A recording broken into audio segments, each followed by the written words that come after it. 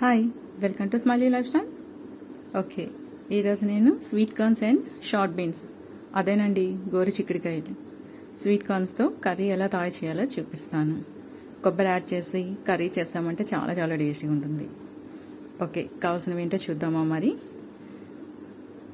Beans వచ్చేసి నీట్గా clean చేసుకొని కట్ చేసుకొని పెట్టుకోవాలండి. అండ్ కోకోనట్ కూడా పగలగొట్టుకొని ఆ పెంకులు తీసేసి కొబ్బరి ముక్కలు కట్ చేసి గ్రైండ్ చేసి సైడ్కి పెట్టుకోవాలి. అండ్ స్వీట్ కార్న్స్ కూడా క్లీన్ చేసుకొని పెట్టుకోవాలి. స్వీట్ కార్న్స్ వచ్చేసి నేను 250 గ్రామ్స్ తీసుకున్నాను. అండ్ బీన్స్ వచ్చేసి 500 గ్రామ్స్ తీసుకున్నాను. కొబ్బరి వచ్చేసి 150 గ్రామ్స్ తీసుకున్నాను.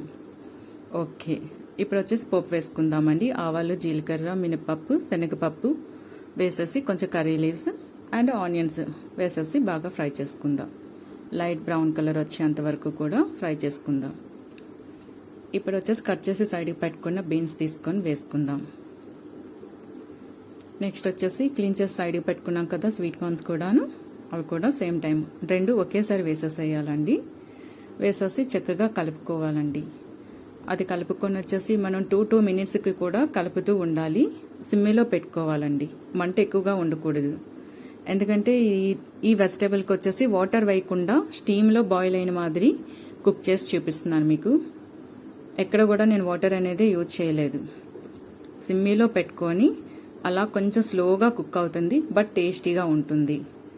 ఓకే, ఒక 10 మినిట్స్ అది మాదిరి కుక్ చేసిన తర్వాత కొంచెం సాల్ట్ యాడ్ చేసుకోవాలండి.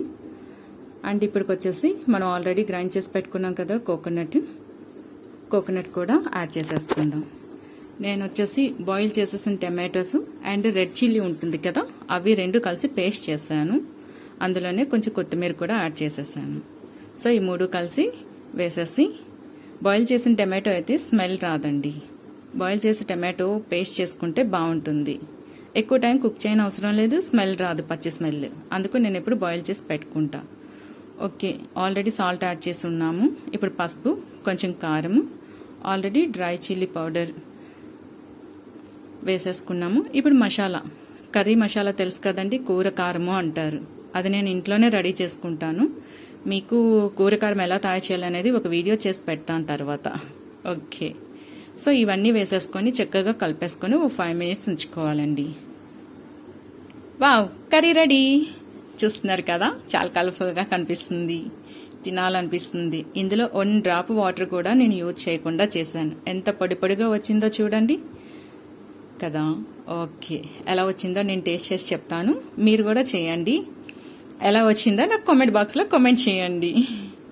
థ్యాంక్ యూ ఫర్ వాచింగ్ అండి. ఓకే, టేస్ట్ ఎలా ఉందో చెప్తున్నాను. వావ్, సూపర్ అండి.